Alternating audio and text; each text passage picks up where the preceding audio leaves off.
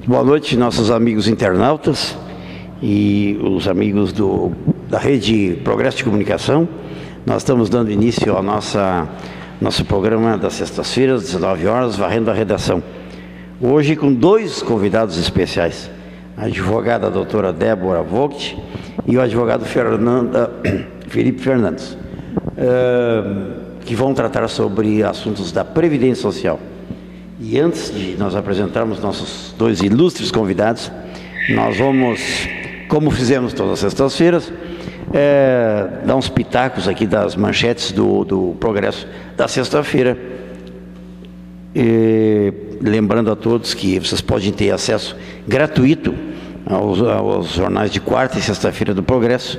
É só ligar aqui para a redação e dar o endereço eletrônico e chegar na sua casa na quarta de madrugada e na sexta de madrugada do jornal. Na nossa capa, o município de Montenegro já produz 40 toneladas de lixo por dia. Lançamento do livro de fotos antigas será homenagem a Romério Alves de Oliveira, o amigo Romério que estava preparando o livro, aliás, estava pronto, né, sobre fotos de Montenegro, né. Na sexta-feira veio a falecer, mas no dia 15 agora de agosto, na estação, os amigos farão uma homenagem, vão fazer o livro e uma homenagem ao querido Romério. Topo do Morro, São João poderá ganhar em mais de 15 metros no restaurante. E na contracapa, o crescimento regional depende de união, dizem prefeitos do Vale Caí ao governador Sartori. Desgarrados de São Gabriel terão encontro de confraternização, né? Os originários de São Gabriel vão fazer um encontro aí nas cidades, e aqueles de São Gabriel, originários de São Gabriel que vivem em Montenegro. Rua de acesso ao balneário do Cascalho foi asfaltada, essa notícia de Pareci Novo. E a RS 287 continua com problemas de buracos em alguns trechos, que não é novidade nenhuma, né?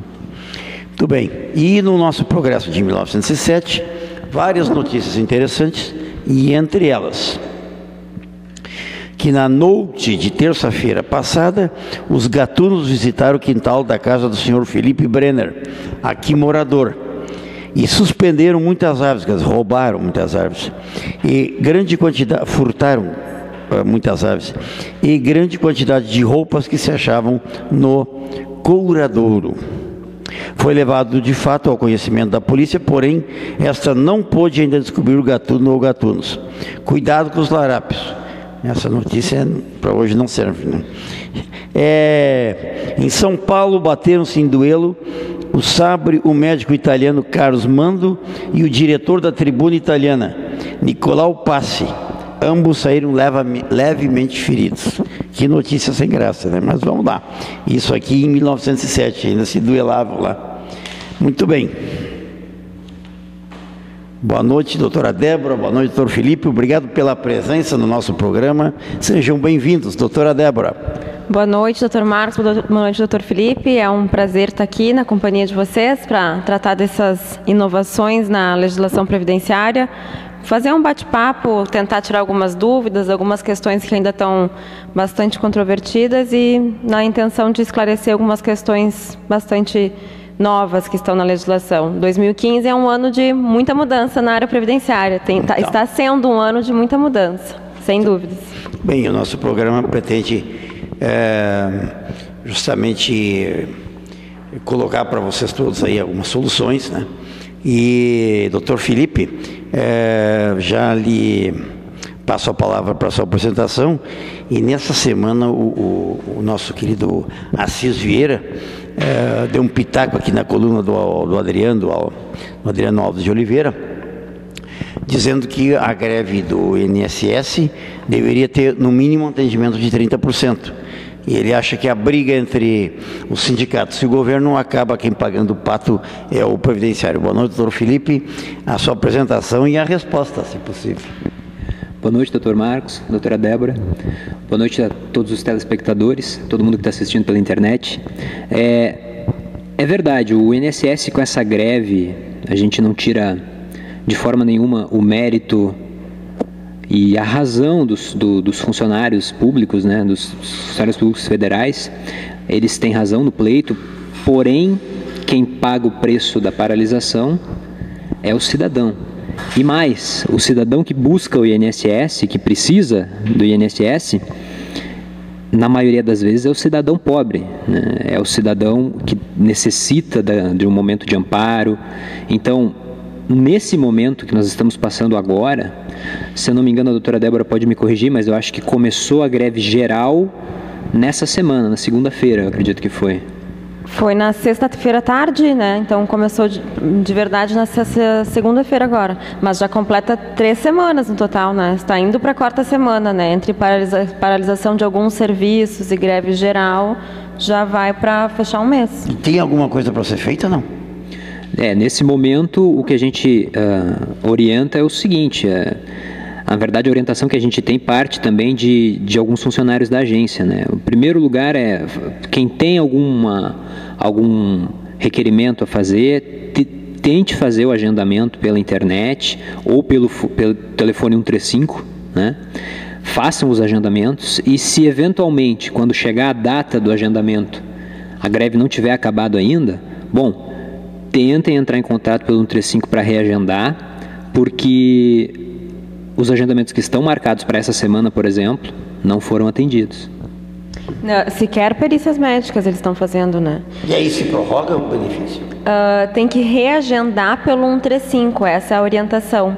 Mas o que a gente tem percebido, inclusive nos nossos agendamentos de colegas, enfim, é que tem está havendo uma desorganização, um desencontro de informações muito grande entre a central do 135 do INSS e as agências que de fato estão em greve.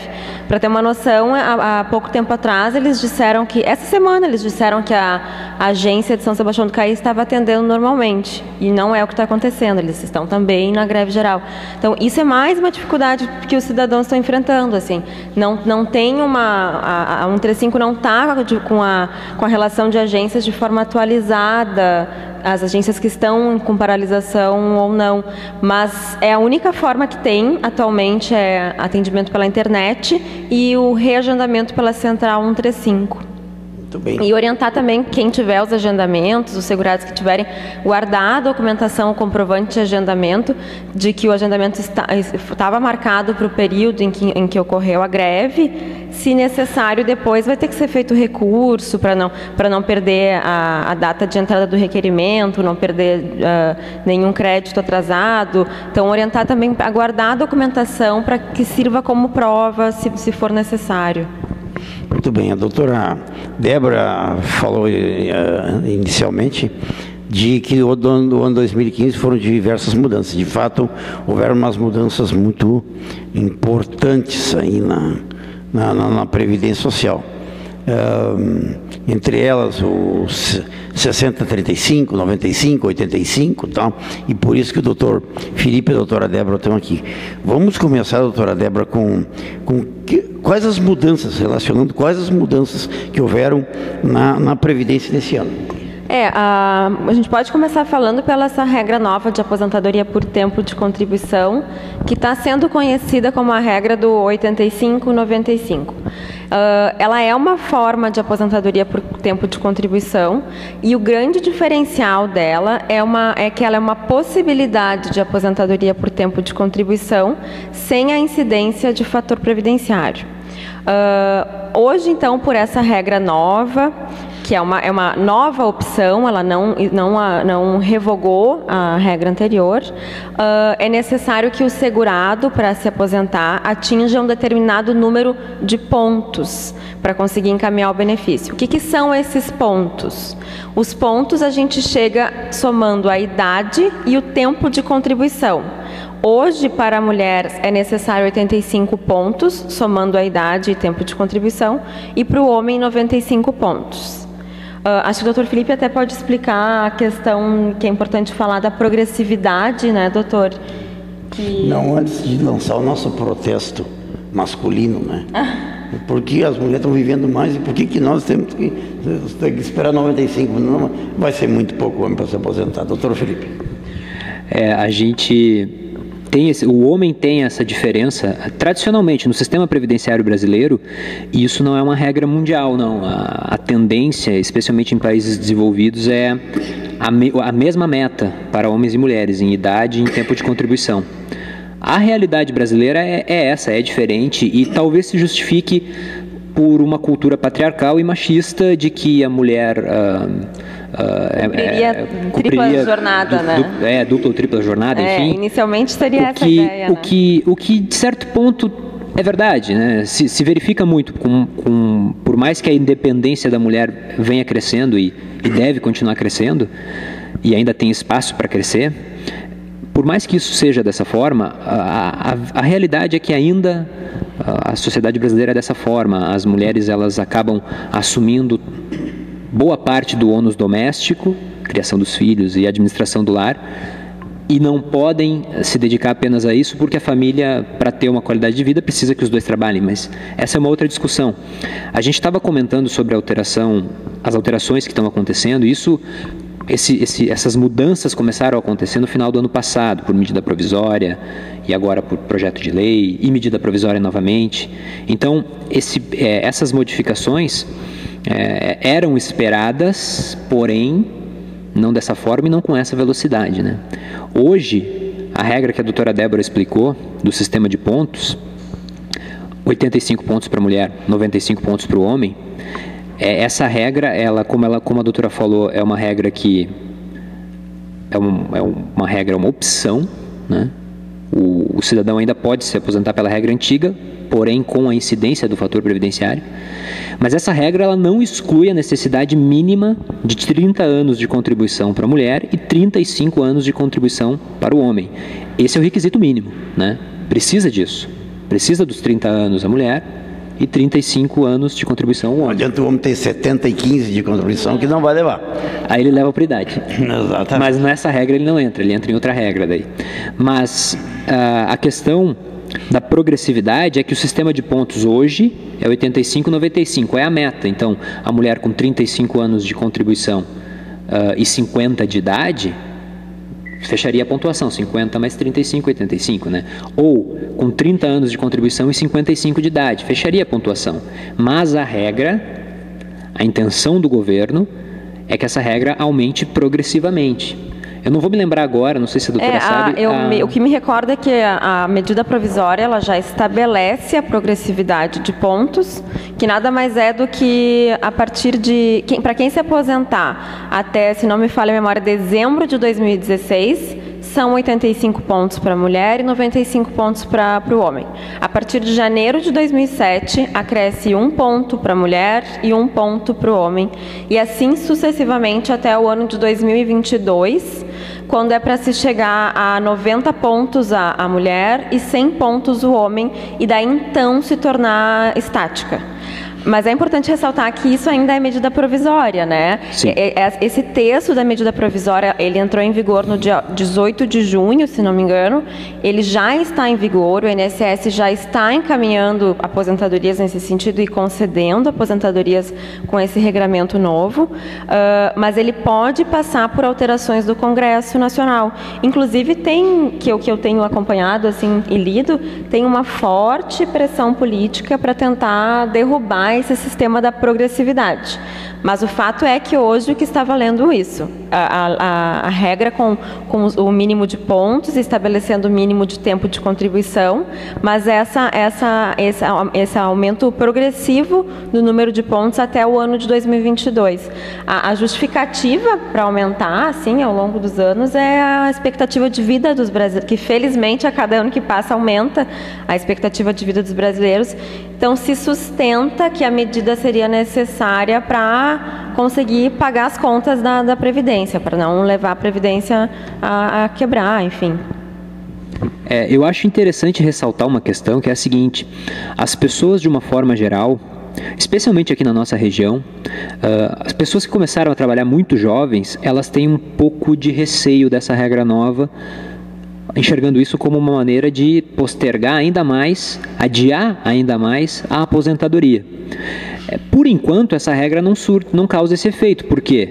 Porque a regra antiga continua valendo. Então, o homem que completa 35 anos de contribuição se aposenta independente da idade, com o fator previdenciário. Hoje, essa regra, ela é válida, ela vale a pena pela exclusão do fator previdenciário. Então, para quem tem uma média salarial alta, mais próxima ao teto da Previdência, para essas pessoas, a exclusão do fator previdenciário ela é muito vantajosa. Agora, para pessoas que têm uma média salarial mais próxima do salário mínimo, o fator previdenciário ele praticamente não influi em quase nada, porque o benefício não vai pagar menos que o salário mínimo. Então a pessoa pensa, eu posso me aposentar daqui a 10 anos para ganhar R$1.000, ou eu posso me aposentar agora para ganhar 788, beleza, onde é que eu assino? Vou me aposentar agora, né? Em 10 anos eu recupero esse dinheiro e muito mais, né? Então, essa regra hoje, me parece muito claro que a intenção do governo é que essa regra se torne a única regra, para fazer com que todos precisem contribuir mais e se aposentem mais tarde. Me parece que essa é a intenção do governo, já que não conseguiu, nas reformas constitucionais, estabelecer uma idade mínima. Mas, no momento atual, essa regra ela é apenas uma opção. É uma opção que as pessoas vão usar quando for vantajosa. Do contrário, as pessoas vão se aposentar pela regra antiga. É importante, acho que tem alguns mitos ainda, tem bastante a respeito disso. Um deles que eu já ouvi falar é assim, então quer dizer que eu só me aposento com 85 anos ou 95 anos? Nada disso. Não existe a idade mínima para aposentadoria por tempo de contribuição, seja na regra anterior ou na regra atual. Os 85, 95 é a soma de pontos que precisa ter para se obter a aposentadoria. Outra coisa que já se ouviu falar. Então acabou o fator previdenciário, não existe mais fator previdenciário? Não, o fator previdenciário continua em vigor e vai continuar sendo aplicado nas aposentadorias por tempo de contribuição quando as pessoas não atingirem essa soma de pontos. Então, continua valendo, continua existindo o fator previdenciário. O fator é aquela, a gente acabou não comentando, né, mas o fator é aquela famosa fórmula aritmética que na prática, na maioria, grande maioria dos casos, implica em redução das aposentadorias, né?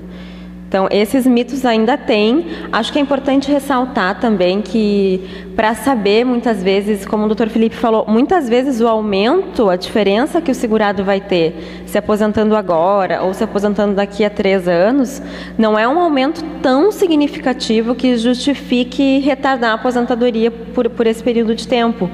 Isso é muito importante fazer as simulações de tempo de contribuição e de valor de benefício, procurar profissionais especializados para fazer esse tipo de trabalho, que o segurado, a pessoa consegue decidir com bastante segurança qual é a opção mais vantajosa para a sua situação. É possível se avaliar com bastante segurança a renda que seria hoje, o tempo de contribuição, se aposentaria por uma ou por outra regra.